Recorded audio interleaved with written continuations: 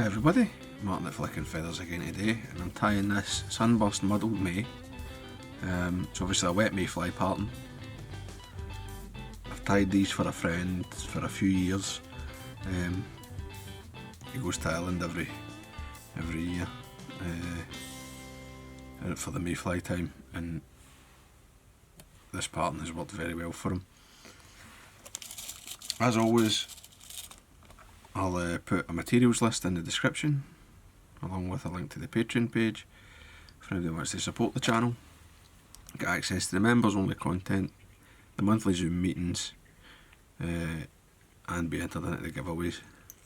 You can also subscribe, hit the bell button so you get notified of the new videos. That's all, appreciate it.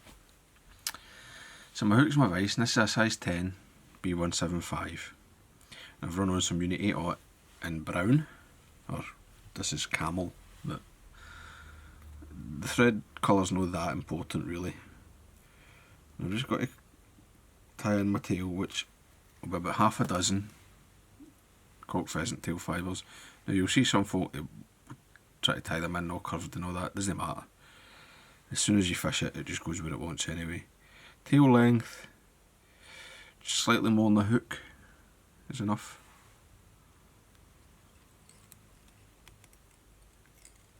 I'll tie that turn onto the start of the bend, and then I'll take a couple just to secure it. And then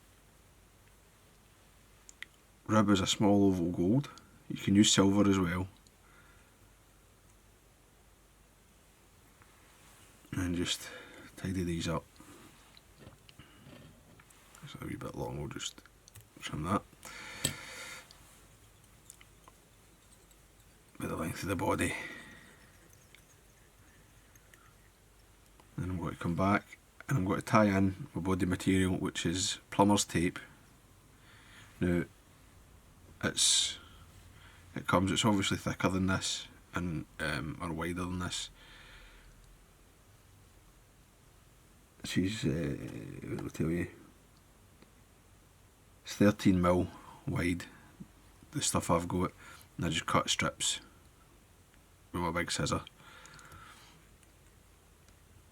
and I've up to about 5-6mm, so it's a bit wider than even a wide tinsel, maybe something like a raffia. Just get that locked in, and then I'm going to get it on nice and tight. You can get a stretch and wind it up, and I'm overlapping obviously in the way up, and you get a sort of segmented effect. I mean, not that that matters at all to the fish, but you'll see it will look sort of segmented. Tie it off, and you will have to come ahead of the tie-in. I'm just going to tidy all this up just now. I've left myself plenty. I've left myself about a quarter of the shank to tie in my hackles and my muddler head. So the body hackle, just a Chinese cock and badger. You don't want too high quality like a dry fly hackle, I don't think. I think you get a bit more movement out of these lower grade feathers. And after all, it's not a dry fly you're tying. You want it in the water. So we'll take 2 turns at the front, and then I'll just come back. I mean, how heavily hackled is up to yourself. Is about 4, and I'll just sort of chase that with the tinsel, catch it off, take off my pliers. Now, if you pull tight, I don't know if you saw that there when the hackle like sprung up a bit, because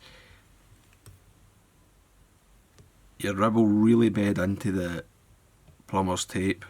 It will really grip the hackle, and it will give you a very, very strong tie-in, right? Like it's sort of embed it into the body. It's very difficult for a fish's tooth to catch it and break it off. So I've taken that up, just the usual 4 or 5 turns, tied it off at the front. Let's break that away. And I'm going to use a Sunburst hen. Again, just an Indian hen. And I want it to be long, leggy, because there's not going to be any like French partridge or anything on this, right? You can change the colour of the hen hackle as well. Like a hot orange is nice. You can use olive if you want a wee bit darker, or even you could wind olive and like Sunburst together. It'll all work well. Tying this in by the tip. Just break it away. I'll trim this. And then just fold it as you go. And get plenty on. You know, you want that colour to sort of lift the pattern, highlight the pattern. Otherwise you would just be using like a dull, like, I mean you might even just use badger, you know, just keep it all sort of that natural colour. But this, I mean, really lifts it. Tie that off, and I'm just going to make sure everything's nice and smooth and tidied up here.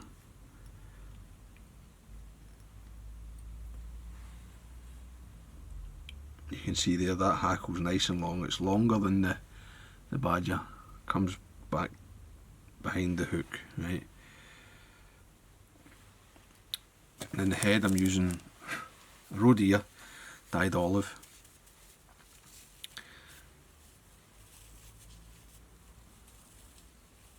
And I'm going to do this in a single bunch.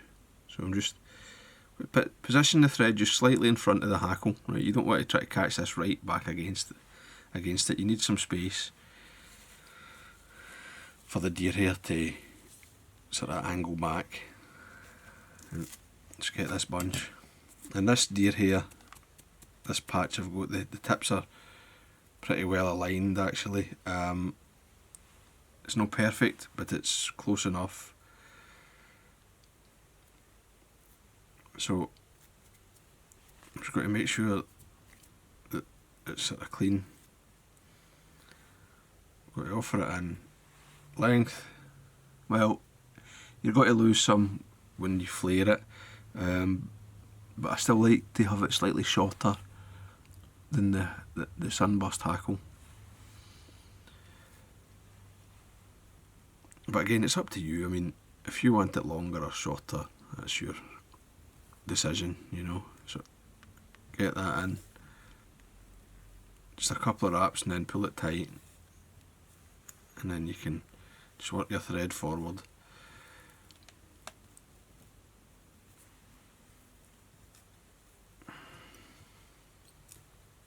When you get to the front, just pull everything back.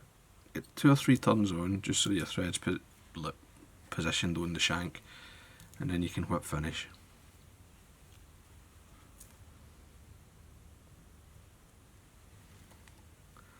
Put another one in just to be sure.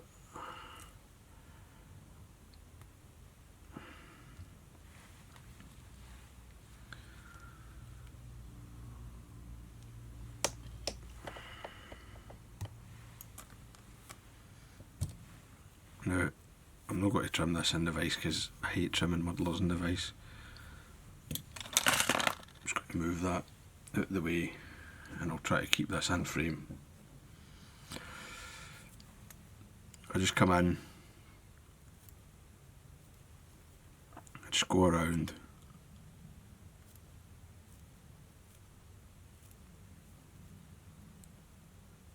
so at the same angle, all the way around, making a kind of cone.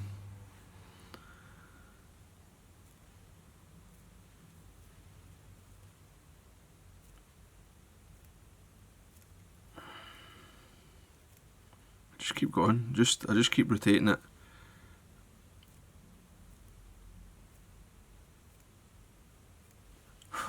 All the way around. And then when you've got rid of nearly all the butt pieces, you can have another wee look.